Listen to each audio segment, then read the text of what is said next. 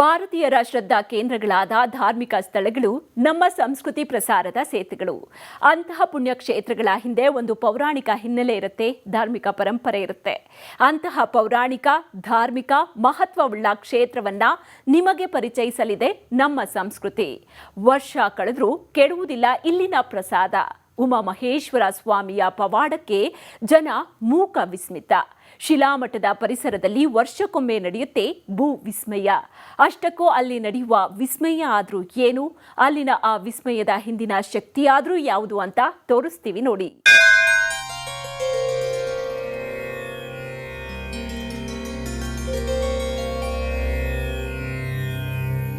ವಿಜ್ಞಾನ ಎಷ್ಟೇ ಬೆಳೆದರೂ ಈ ಸೃಷ್ಟಿಯಲ್ಲಿ ನಡೆಯುವ ಕೆಲ ವಿಚಿತ್ರ ಸನ್ನಿವೇಶಗಳಿಗೆ ಆ ವಿಜ್ಞಾನದಲ್ಲಿ ಉತ್ತರ ಕಂಡುಕೊಳ್ಳಲು ಸಾಧ್ಯವಿಲ್ಲ. ಉತ್ತರವಿಲ್ಲದ ಆ ಪ್ರಶ್ನೆಗೆ ದೇವರ ಪವಾಡ ಅನ್ನದೇ ಬೇರೆ ದಾರಿಯೂ ಇಲ್ಲ. ಅಂತಹ ಹಲವು ಪವಾಡಗಳು ನಮ್ಮ ಸುತ್ತಮುತ್ತಲ ಪರಿಸರದಲ್ಲಿ ಮೇಲಿಂದ ಮೇಲೆ ನಡೆಯುತ್ತವೆ. ಹಾಗೆ ಪವಾಡಗಳು ನಡೆದಾಗ ದೇವರ ಮೇಲಿನ ಭಕ್ತಿ, ನಂಬಿಕೆಗಳು ಹೆಚ್ಚಾಗುತ್ತವೆ.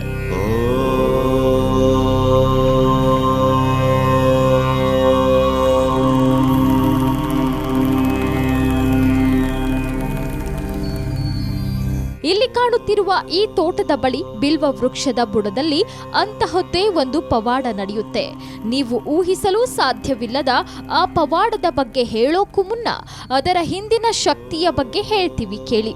ದಾವಣಗೆರೆ ಜಿಲ್ಲೆ ಚನ್ನಗಿರಿ ತಾಲೂಕಿನ ತಾವರೆಕೆರೆ ಗ್ರಾಮದಲ್ಲಿರುವ ಶಿಲಾಮಠದ ಪ್ರಧಾನ ದೈವವೇ ಇಲ್ಲಿನ ಶಕ್ತಿಯಾಗಿರುವ ಉಮಾಮಹೇಶ್ವರ ಸ್ವಾಮಿ.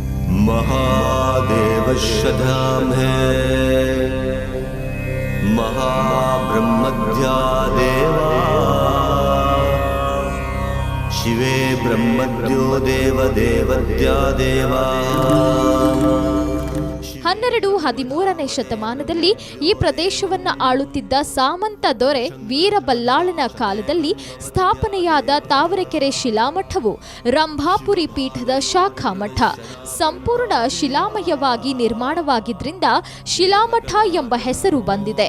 ಶ್ರೀಮಠದ ಪ್ರಧಾನ ದೈವರಾಗಿರುವ ಉಮಾಮಹೇಶ್ವರ ಸ್ವಾಮಿಗೆ ನಿತ್ಯ ಅಭಿಷೇಕಾದಿ ಪೂಜೆಗಳು ನಡೆಯುತ್ತವೆ.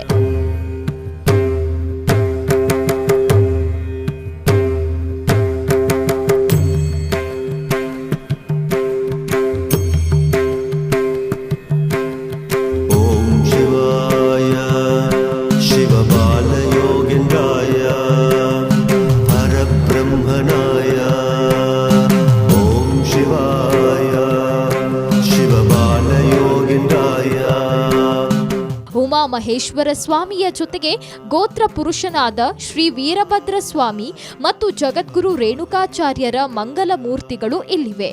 ಉಮಾಮಹೇಶ್ವರರಿಗೆ ನಡೆಯುವಂತೆ ವೀರಭದ್ರ ಮತ್ತು ರೇಣುಕಾಚಾರ್ಯರ ಮೂರ್ತಿಗಳಿಗೂ ಕೂಡ ನಿತ್ಯ ಅಭಿಷೇಕ ಪೂಜೆಗಳು ನಡೆಯುತ್ತವೆ.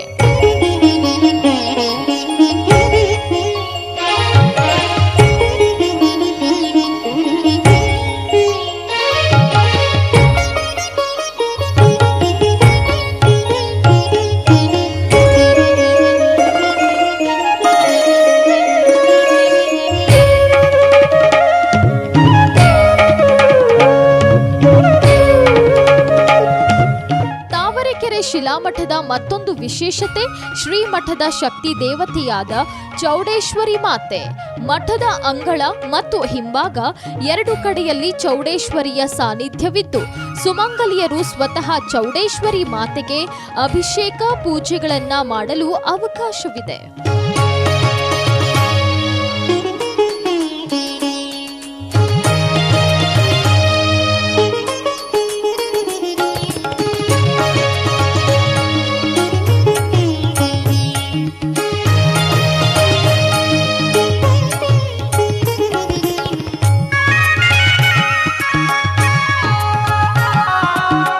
ಇಂತಹ ಪವಿತ್ರ ಕ್ಷೇತ್ರದಲ್ಲಿ ವರ್ಷಕ್ಕೊಮ್ಮೆ ನಡೆಯುವ ಅದೊಂದು ಪವಾಡ ಈ ಕ್ಷೇತ್ರದ ಬಹುದೊಡ್ಡ ವಿಸ್ಮಯ. ಪ್ರಸಾದವೆಂದ್ರೆ ಒಂದು ದಿನ, ಒಂದು ವಾರ, ಹೆಚ್ಚೆಂದ್ರೆ ಒಂದು ತಿಂಗಳು ಕೆಡದೆ ಇರಬಹುದು. ಆದ್ರೆ ಈ ಕ್ಷೇತ್ರದಲ್ಲಿ ನಡೆಯುವ ವಾರ್ಷಿಕ ಮಹೇಶ್ವರ ಜಾತ್ರೆಯಲ್ಲಿ ಉಳಿದ ಪ್ರಸಾದವನ್ನ ಈ ಪತ್ರೆ ಮರದ ಕೆಳಗೆ ಹೂಳಲಾಗುತ್ತೆ.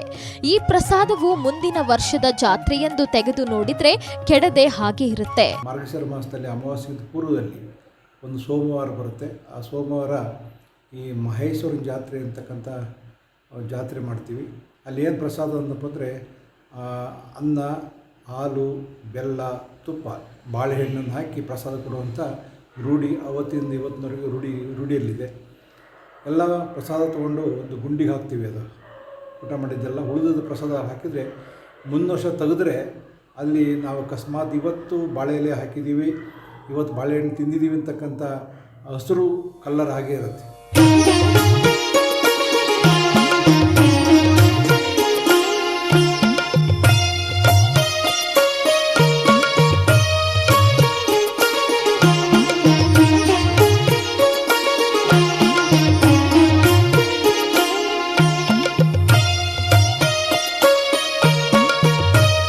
ಶಿಲಾಮಠದ ಗುರು ಪರಂಪರೆಯಲ್ಲಿ ಶ್ರೀ ಸಿದ್ಧಲಿಂಗ ಶಿವಾಚಾರ್ಯ ಸ್ವಾಮಿಗಳು ಅದ್ವಿತೀಯರು. ಅಥರ್ವ ವೇದ ಪಾರಂಗತರಾಗಿದ್ದ ಪೂಜ್ಯರು ಈ ಕಾಲದಲ್ಲಿದ್ದ ಮಾತ ಮಂತ್ರಗಳನ್ನ ಬಯಲಿಗೆಳೆದು ಮುಗ್ಧ ಜನರಿಗೆ ಧರ್ಮ ಮಾರ್ಗವನ್ನ ಬೋಧಿಸುವುದರ ಜೊತೆಗೆ ಸಾಂಕ್ರಾಮಿಕ ರೋಗಗಳಿಗೆ ಚಿಕಿತ್ಸೆ ನೀಡುವ ಆಯುರ್ವೇದ ಪಂಡಿತರಾಗಿದ್ರು.